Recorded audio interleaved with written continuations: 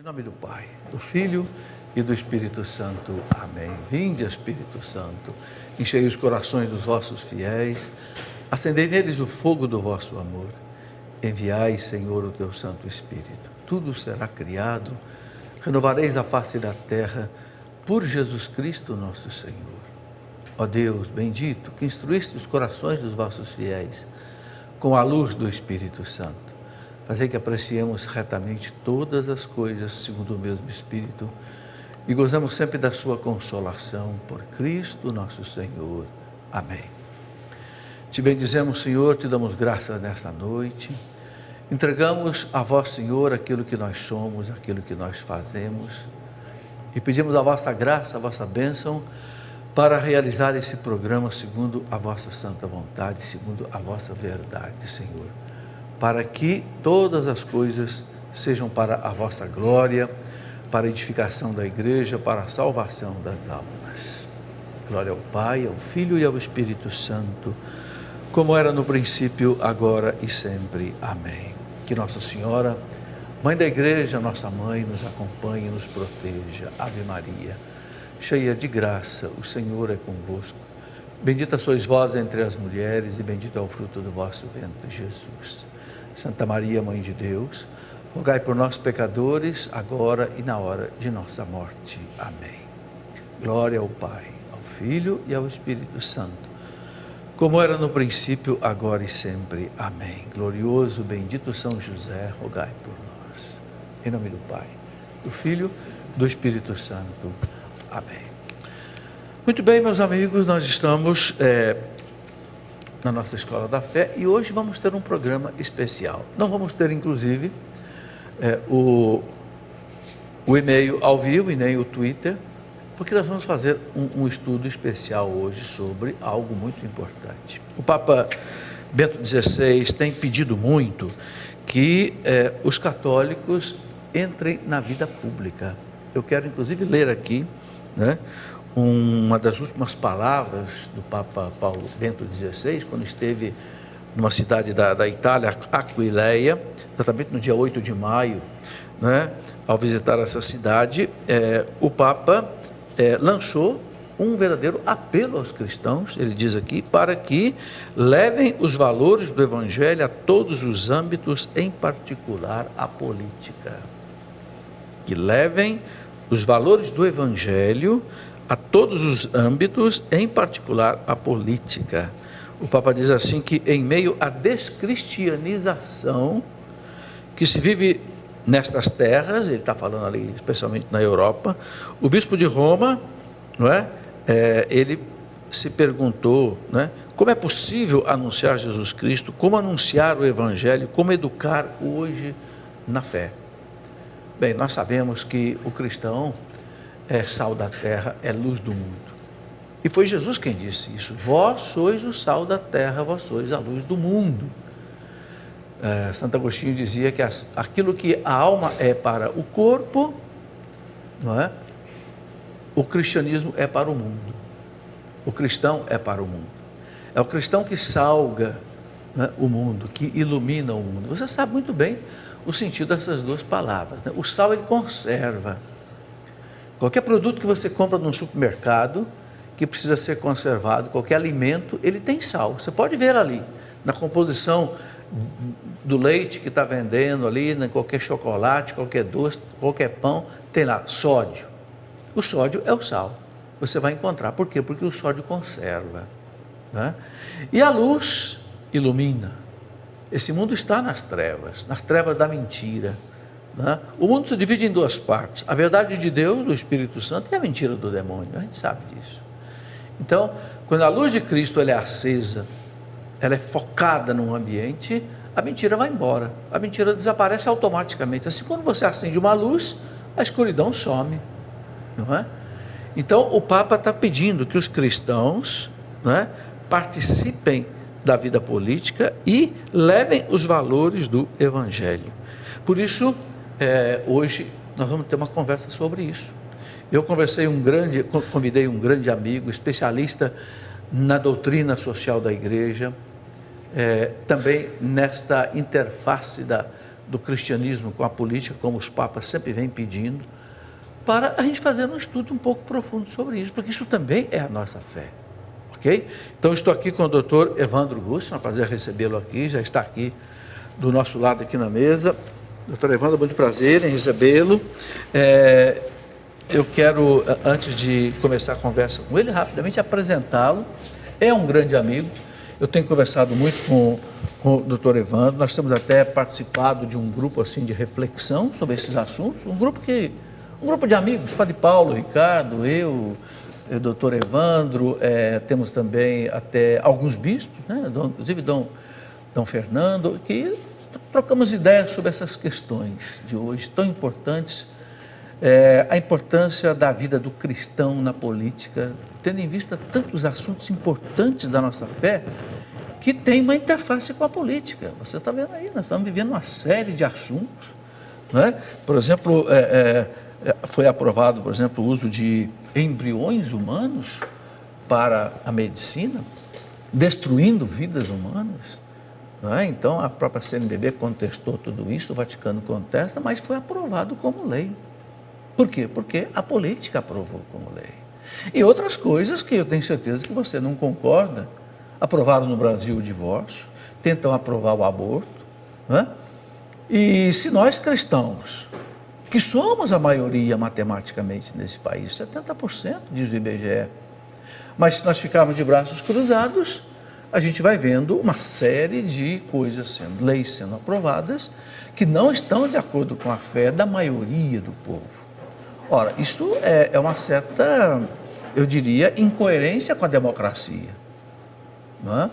Porque numa democracia, normalmente, a maioria se impõe, mas entre nós acontece algo, parece que às avessas. Bom, doutor Evandro, gostaria de apresentar rapidamente aqui, bacharel em Direito pelas Faculdades Integradas Antônio Eufrásio de Toledo, em Presidente Prudente, mestre em Direito do Estado e Teoria do Direito pela Universidade Federal do Rio Grande do Sul. Então, é alguém que milita no campo do direito, com mestrado, também doutorado, doutor em Direito do Estado, Direito do Estado, quero chamar a atenção para isso, pela Universidade de São Paulo, a Faculdade de Direito do Largo de São Francisco, considerada uma das melhores faculdades de Direito do Brasil, né?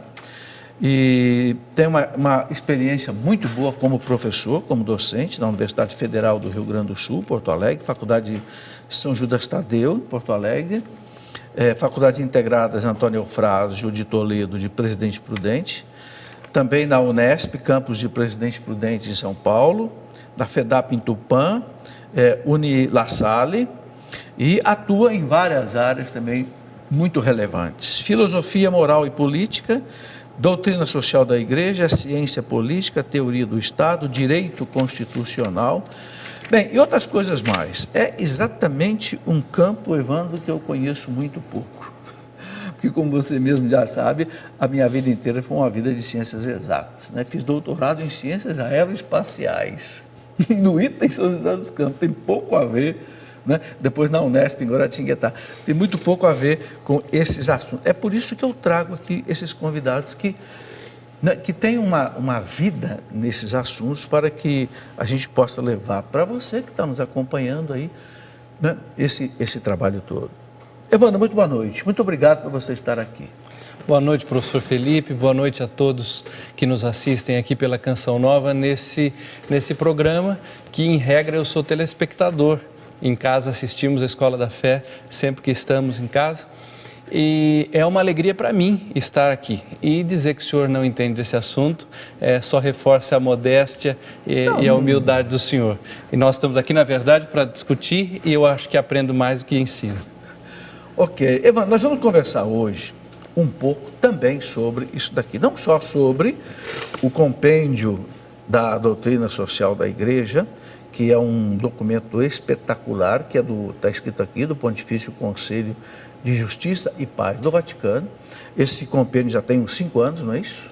Ele é de 2004, na verdade. 2004, a versão então, original é de 2004. Já está, então, com 8 anos.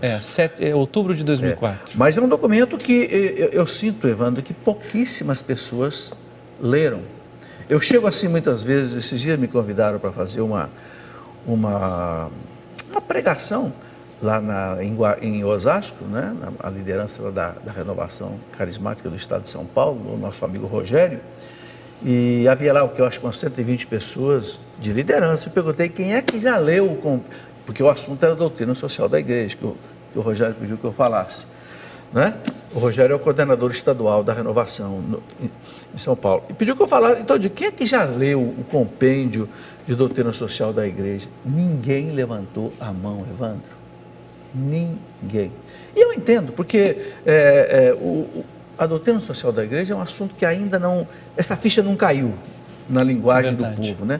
O povo católico ainda não entendeu a importância do Vaticano, né, colocar aqui em português, e isso foi traduzido para o mundo inteiro, né? Um documento do Vaticano. Então, nós precisamos compreender isso aqui. Por quê? Porque é a palavra da igreja em termos de solução dos problemas sociais e políticos do mundo.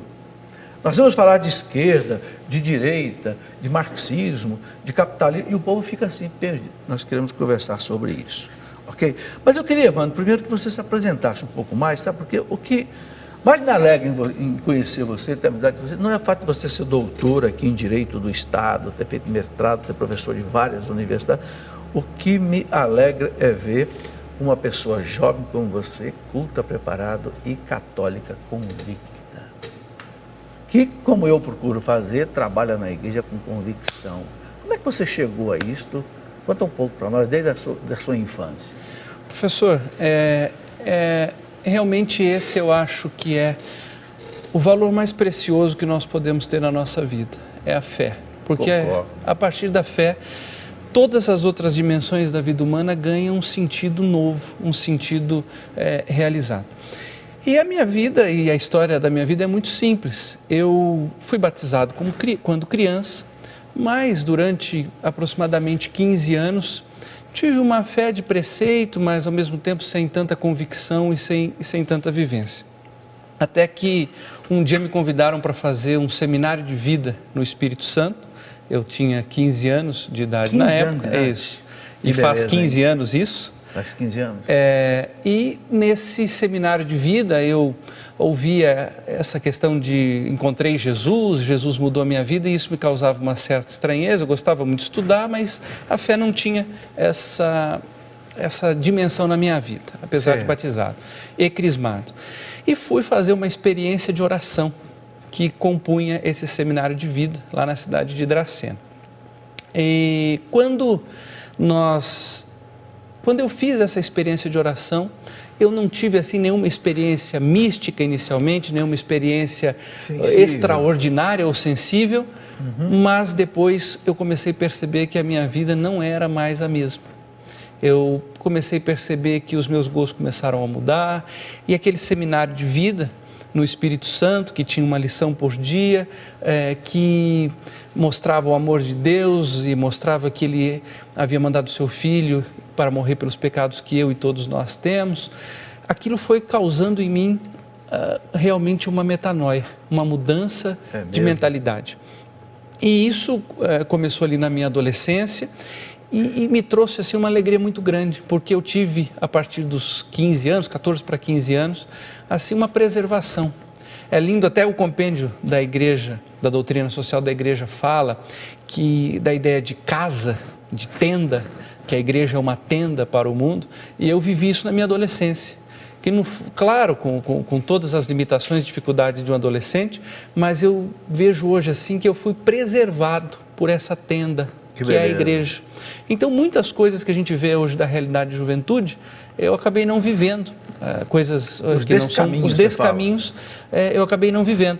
E, na verdade, vivi uma juventude, uma adolescência muito rica, com muita amizade, com muito carinho, com muita alegria, né? Alegria verdadeira de irmãos de fé e assim por diante. E a partir disso, eu, como disse, eu gostava de estudar. E eu entrei na faculdade de Direito, papai tinha feito Direito e eu sempre gostei disso.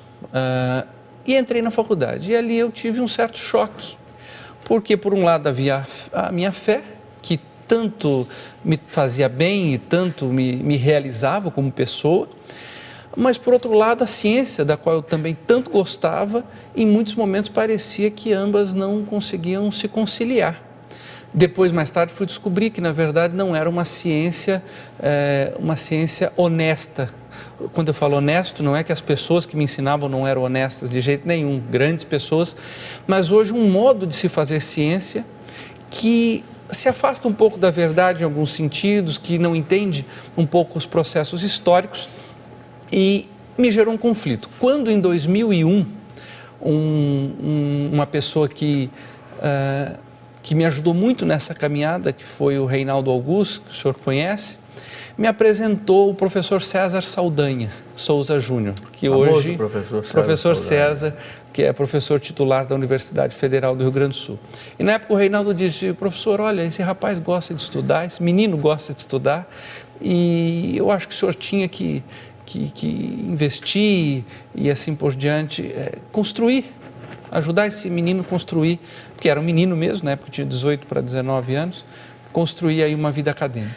E assim eu fui para, claro, com todos os processos seletivos, com toda a dificuldade, mas fui fazer o mestrado lá com o professor César, na Universidade Federal do Rio Grande do Sul. Tive lá professores católicos, assim, liderados por ele, com uma capacidade intelectual grande e com uma vivência profunda de fé. E esse encontro, aí eu consegui sintetizar essas relações que depois, que antes, já em 98, eu fui entender o que o Papa João Paulo II dizia na sua, talvez, mais importante encíclica, A Fé e a Razão, Fides et Ratio. A importância da síntese dessas duas asas pelas quais o espírito humano alcança a verdade e, no fundo, alcança a Deus.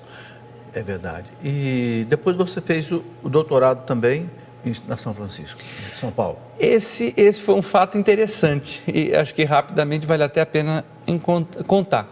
Eu entro para fazer a inscrição para as provas do doutorado, que são muito concorridas lá na São Francisco, e encontro uma amiga que me dizia: olha, o que está fazendo aqui, Evandro?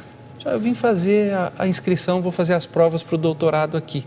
E ela, com muito carinho, disse: olha, aqui não é fácil. Para você passar aqui, você precisa ser escolhido por Deus. E me deu uns 5 minutos, como a gente diz no interior, e eu voltei para a igreja que fica ao lado do Largo São Francisco, aquela igreja de São Francisco, e fui ao sacrário e disse: Senhor, eu acho que ela me disse algo importante. E eu vim aqui conversar com o dono da vaga. Se tem que ser escolhido por Deus, eu vim aqui conversar com o dono da vaga. Que bonito. E ali tive uma experiência interessante, muito simples, mas muito interessante. Eu disse para o Senhor, falei: olha, eu vou estudar, eu vou me preparar, mas se o Senhor achar que eu devo fazer o doutorado aqui, eu quero que isso seja um apostolado.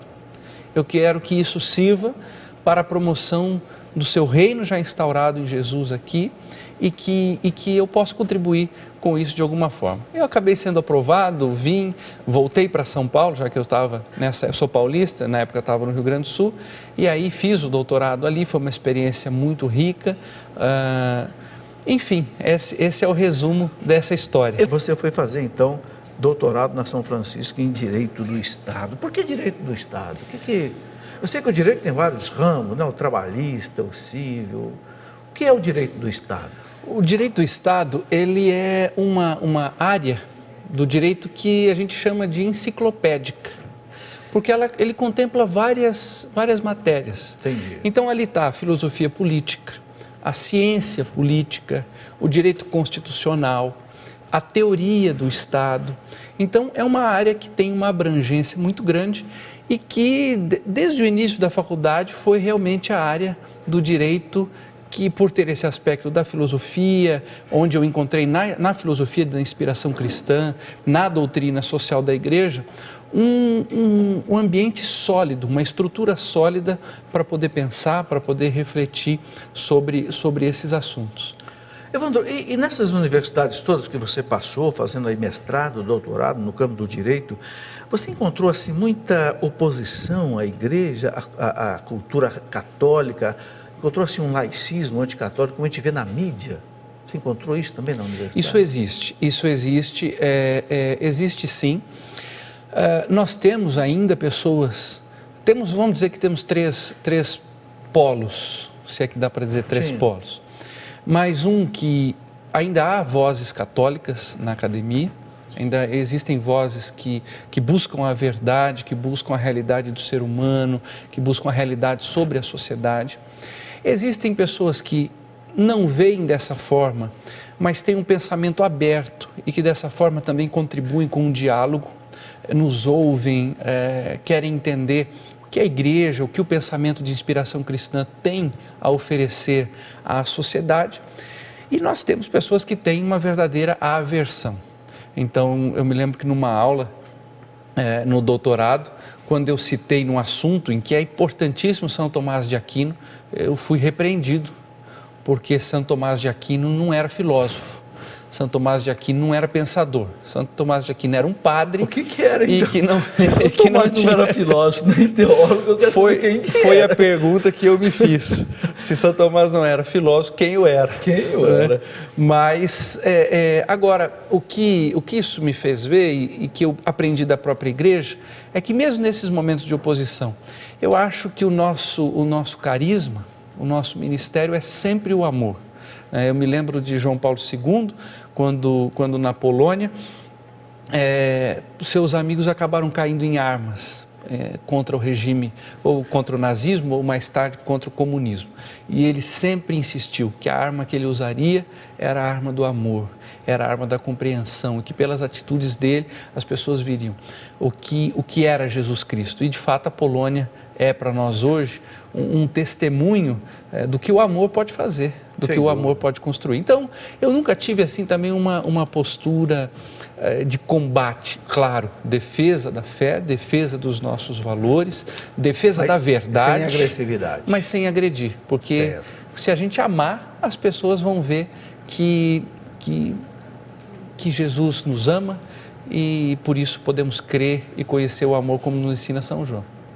Que beleza. Evandro, vamos conversar um pouco. A gente não tem assim tanto tempo, mas vamos entrar um pouco nesse compêndio de doutrina social da igreja. Eu vou tentar colocar assim para os nossos telespectadores, uma linguagem mais fácil possível, não é? Aqui fala muito de política, fala muito de organização social, não é? Fala muito de ideologia. Sim. Eu queria colocar para você o seguinte: como é que nasceu e por que nasceu essa doutrina social da igreja? Professor, e todos os nossos amigos que estão nos assistindo, nós precisamos tirar mitos.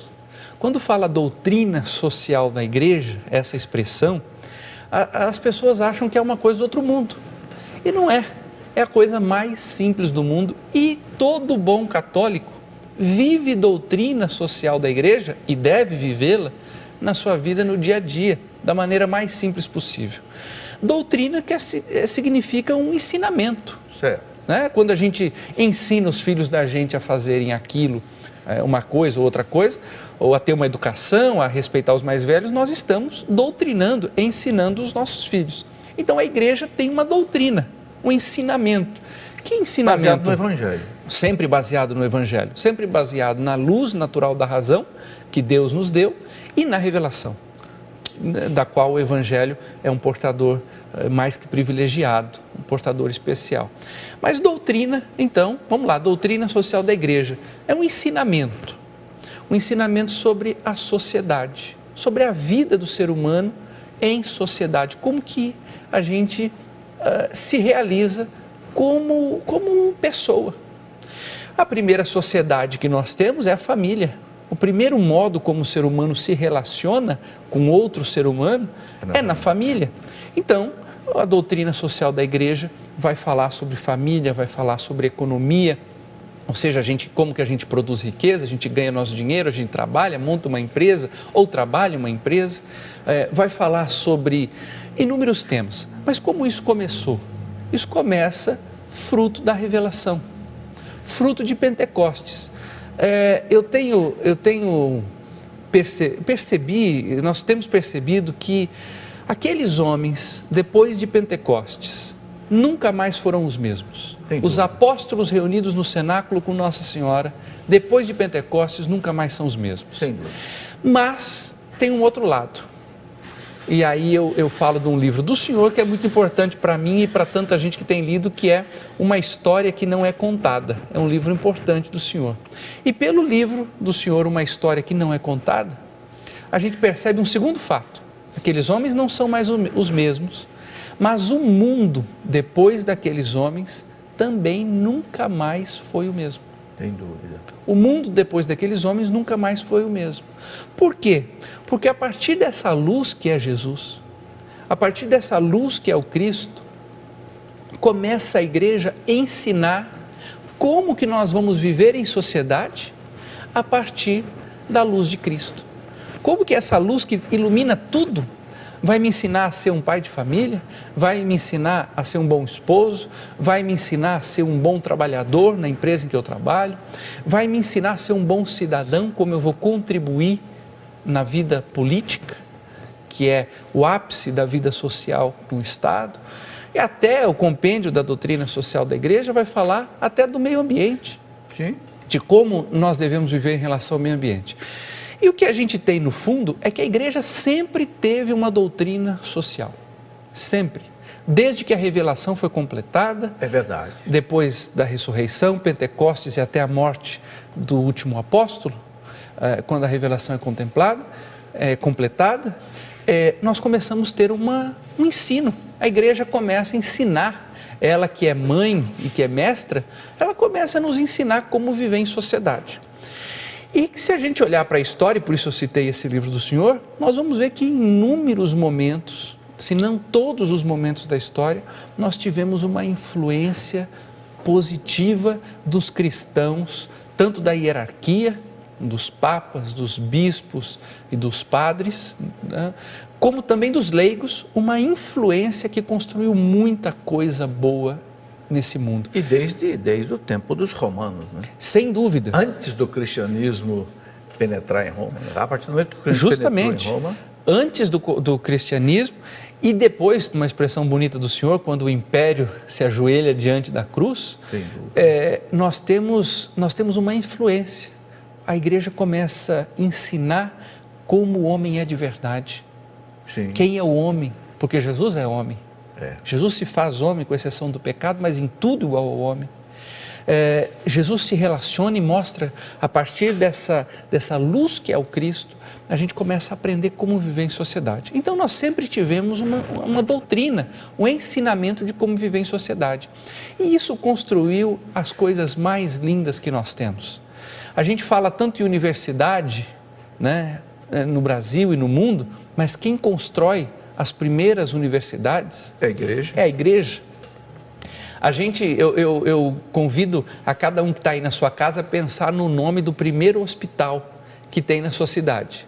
E você vai chegar a uma conclusão. Ele chama normalmente Santa Casa de Misericórdia. Se alguém me der um nome mais católico que Santa Casa de Misericórdia, eu gostaria de aprender. É verdade.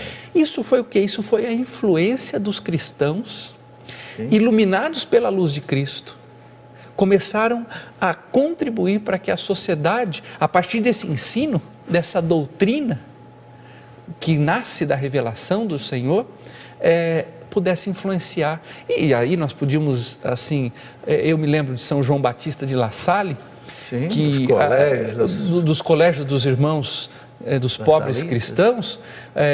Para quem não sabe, nós não tínhamos uma educação assim popular até 300 anos atrás. Tinha educação quem tinha muito dinheiro para pagar um tutor, que ele trazia na sua casa e assim por diante. São João Batista de La Salle tem um carisma especial de levar a educação, levar um método pedagógico às pessoas de uma maneira mais popular. Então tudo isso influência dos católicos. O que nós temos de novidade no final do século XIX é que essa doutrina, esse ensino, então agora quando alguém falar para você aí em casa, doutrina social, você já não tem mais medo, porque você sabe que é um ensino, um ensinamento que a igreja tem para os seus filhos, e no fundo não só para os seus filhos, mas para o mundo todo, para todos os homens de boa vontade. Certo. A gente tem muita gente que não é católico, mas que bebe dessa água limpa, que é a doutrina social da igreja. E no final do século XIX, nós começamos a enfrentar um problema sério. Até aí, mais ou menos, a igreja tinha contribuído tanto e influenciado tanto a vida social, que a gente pode dizer que esse ensino, essa doutrina social da igreja, ela estava assim diluída, ela estava assim em todos os âmbitos da sociedade. Mas a gente começa a enfrentar um problema sério que o Papa Leão XIII observa. A gente começa a observar assim um afastamento das pessoas dessa verdade da fé. E a fé começa a influenciar menos o modo de viver e o modo de pensar das pessoas.